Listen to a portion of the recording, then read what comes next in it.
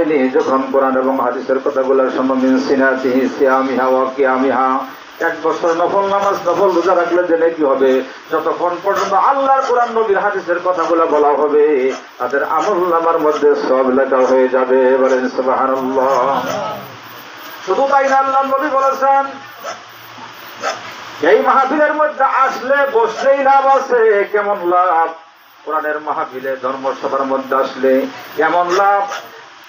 ওয়াজ নসিহত শোনার জন্য যখন মাহফিলে বসে, আল্লাহর নবী বলেছেন পিছনের যত সগীরা গুনাহগুলি আছে আল্লাহ রাব্বুল আলামিন মাফ করে দিয়েছেন।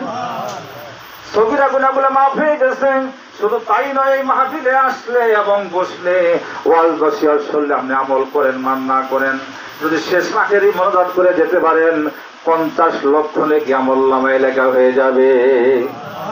শুধু তাই নয়, সাহাবায়ে কেরাম জিজ্ঞেস ইয়া রাসূলুল্লাহ ইয়া হাবিবাল্লাহ, আমি আল্লাহ কত সওয়াব দান করব? আমি আল্লাহ রাব্বুল আলামিন কোরআনের মাহফিলের আশা বসা এই সওয়াব আমি আল্লাহ রাব্বুল আলামিন কত দান করব? আমি ফেরেশতার মাধ্যম ছাড়া না, আমি আল্লাহ নিজেই দান করব। বলেন সুবহানাল্লাহ। এই জন্য মুসলমান ভাইয়ের আমার, বন্ধুরা আমার, খুব গভীর মনোযোগী হতে হবে। ওয়াজ শোনার জন্য দিলের কান লাগাইতে হবে, দিলের কান দিয়ে ওয়াজ শুনতে হবে, আমলের নিয়তে শুনতে হবে, মানার নিয়তে শুনতে হবে। কথা ঠিক কিনা? এই মুসলমান আল্লাহর গোলাম, এই দুনিয়া থাকার জায়গা না, এই দুনিয়া হলো জাগির বাড়ি, এই দুনিয়া হলো মুসাফির খানা। কয়েকদিনের জন্য কয়েকদিনের জন্য এই দুনিয়াতে আমরা আসছি। কথা ঠিক কিনা? এ মুসলমান ভাইয়ের আমার, বন্ধুরা আমার, লক্ষ্য করুন ভাইয়ের আমার, আমরা কোথায় ছিলাম, কোথায় আসছি, কোথায় চলে যাব? আল্লাহ রাব্বুল আলামিন কোরআনুল কারীমের মধ্যে ঘোষণা করে দিয়েছেন বাবা, এর বাহাদুরি, কে অহংকারী, কে তাকাব্বুরি কোনো কিচ্ছু না।